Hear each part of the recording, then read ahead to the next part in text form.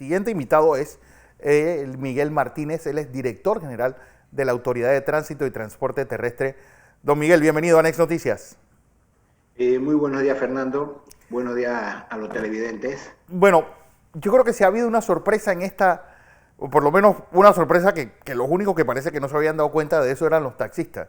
Que aquí había tantos taxis y ahora ellos están pidiendo, contrario al resto de los sectores económicos, que se los regulen, que sigan saliendo por número de placa.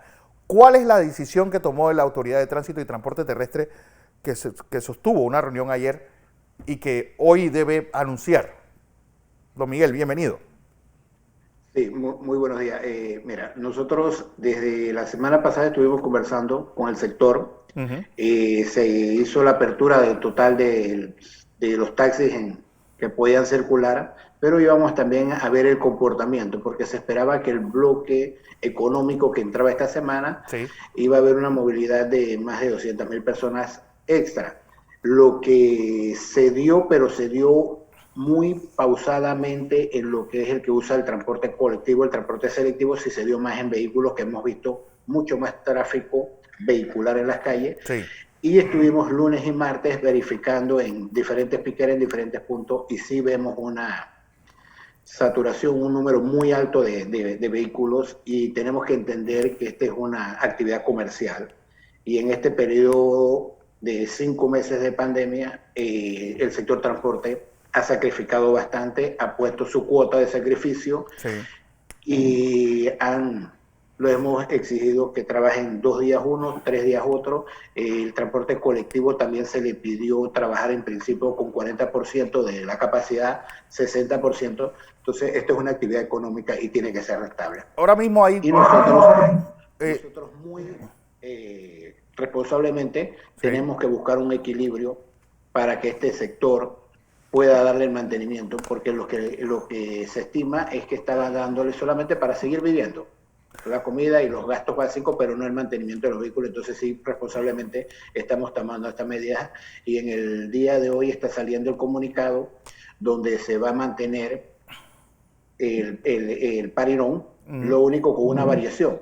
Los nones trabajaban 2 días a la semana y días de hombres, y los pares trabajaban 3 días, los días de mujeres. Ahora se va a invertir. Desde mañana salen los nones a trabajar, los pares salen mañana a trabajar el día de hombres, y el viernes saldrían los pares.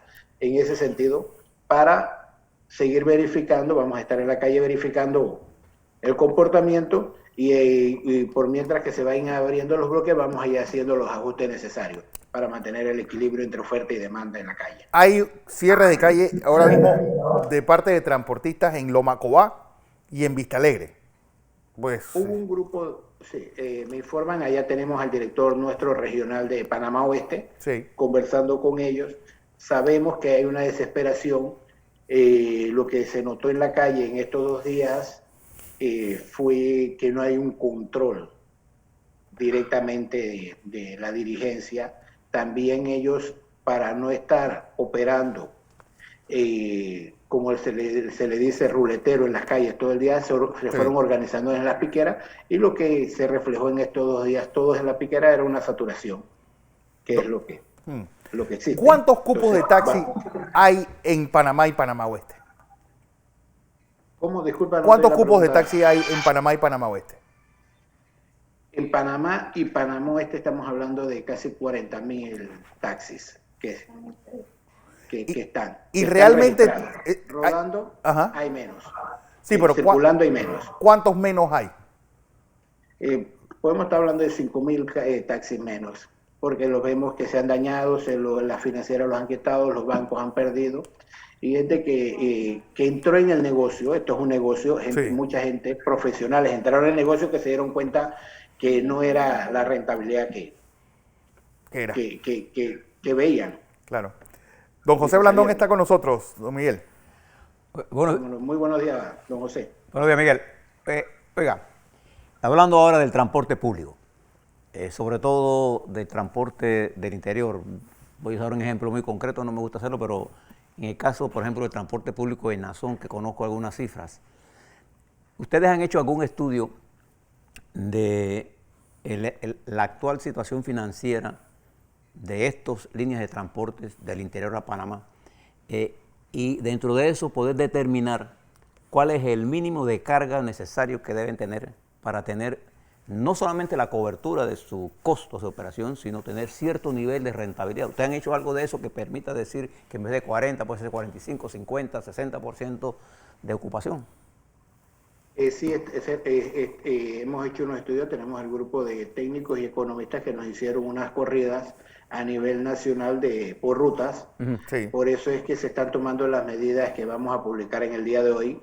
Ajá. Para aumentar esa flota, porque en principio tampoco era que tenían la demanda. Vamos a decir, los buses del interior, por decirle Panamá-David, ellos están haciendo ciertos recorridos varios días a la semana.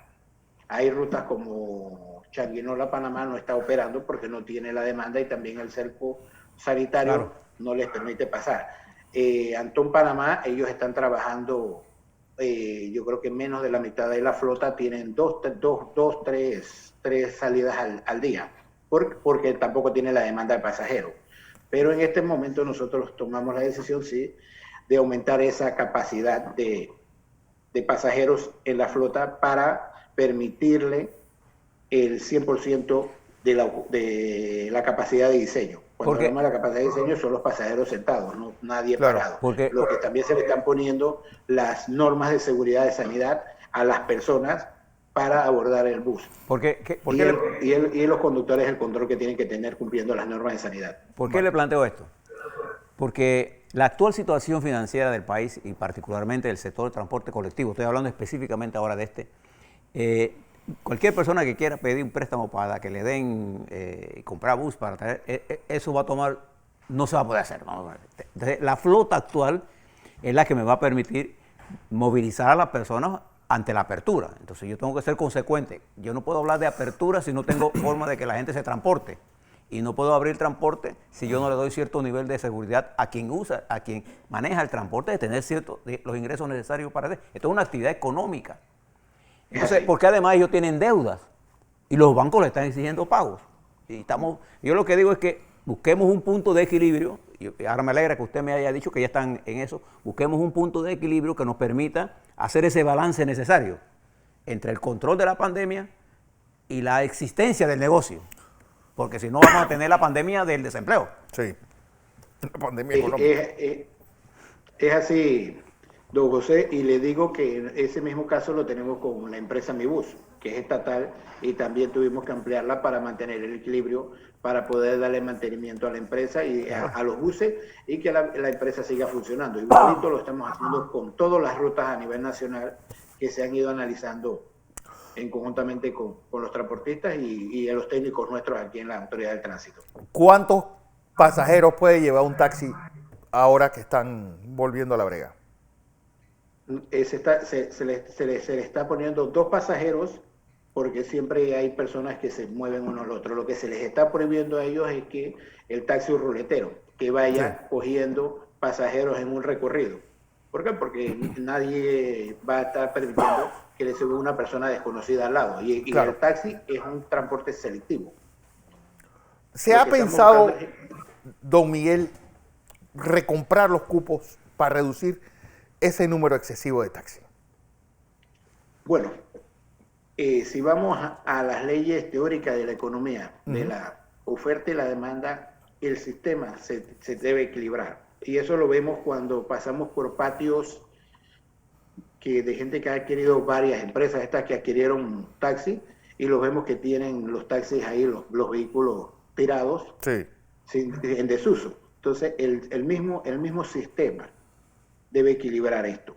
Y nosotros ir controlando ya con las expediciones de los taxis. Nosotros sí, responsablemente, para mantener el equilibrio entre la oferta y la demanda, nos tienen que presentar los estudios y revisarlos y conscientemente vamos a hacer las ampliaciones en cierto momento donde se requieran. ¿Se han entregado cupos nuevos bajo esta administración? En esta administración nosotros hemos hecho entrega de certificados de operación en la provincia de Bocas del Toro. Se entregaron, habían personas que tenían 10, 15 años con permisos. que lo tenían que renovar cada 3 meses. Entonces, en eso sí tomamos la decisión y lo vamos a seguir tomando a nivel nacional, donde están los permisos, que ya está demostrado una necesidad del servicio, vamos a entregar los certificados de operación porque están establecidos en la ley y no es nada ilegal. Ok. Bueno. Lo ilegal era en los trámites Sí. o las cosas malas que se hacían en el momento, pero donde se requiera y el mercado de la oferta y la demanda que se requieran para mantener el equilibrio, lo vamos a hacer. Se paralizó la controversia que había con estas plataformas de transporte. ¿A qué se llegó? Porque veo que han pasado 6 meses y no hay una decisión clara sobre si eran o no ilegales. Bueno, la Corte estableció lo del comercio electrónico y estableció unas normas donde Sí. nosotros como autoridad del tránsito tenemos que reglamentar Ok.